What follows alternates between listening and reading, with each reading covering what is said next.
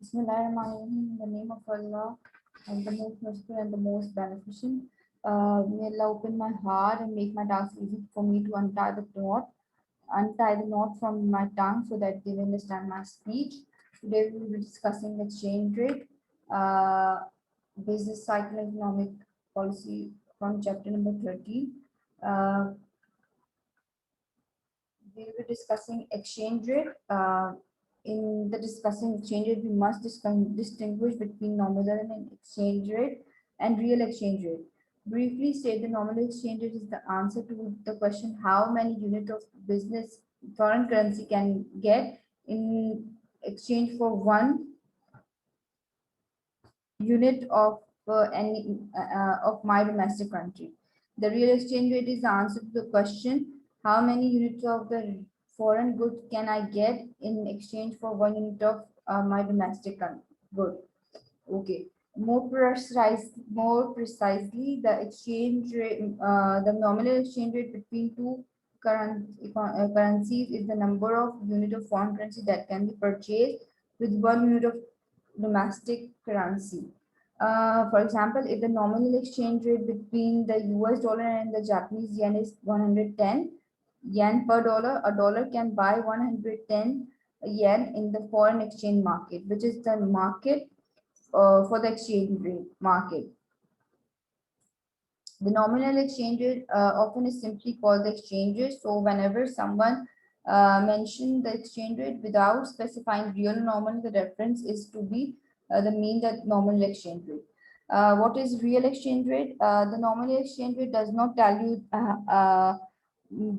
tell you need to know about the purchasing power of a currency. If you were told, for example, that nominal exchange rate between US dollar and the Japanese is 110 yen per dollar, but you didn't know about anything about the US or Japanese economies, you might be tempted to conclude that someone from the uh, Kansas cities could visit Tokyo very cheaply. After all, 110 yen for just $1 seems like a good deal. But even at 110 yen per dollar, Japan is an expensive place to visit. The reason is that although $1 can buy a lot of yen, it also takes a lot of yen to buy everyday goods in Japan. The price of domestic goods relative to a real good equivalently the number of foreign goods someone gets in exchange for one domestic good is called the real exchange rate.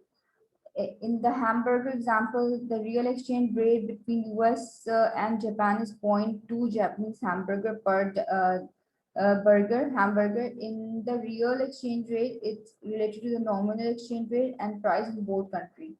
To write this equation, we use the following symbols, right? This is the real exchange rate formula. Here, norm is the nominal exchange rate, which is we are discussing. For example, we are discussing 110 yen per dollar. P4 is the price of foreign goods. P and the simple P is the price of domestic good measured in the domestic currency. This is an example. If the hamburger is for $80, you can write down the price of this is the exchange rate, this is the price of hamburger, and this is the price of foreign hamburger. If you know these values, you can substitute and get the Japanese hamburger in terms of US hamburger. Appreciation and depreciation, when the economy in nominal exchange rate fall, so that a dollar by fewer units of foreign currency, we say that there is a dollar has undergone a nominal depreciation. It means the country is weaker. But if the dollar nominal exchange rate rises, the dollar has had a nominal appreciation. it means the currency is stronger. This is a table which shows the terminology of exchange and exchange rate.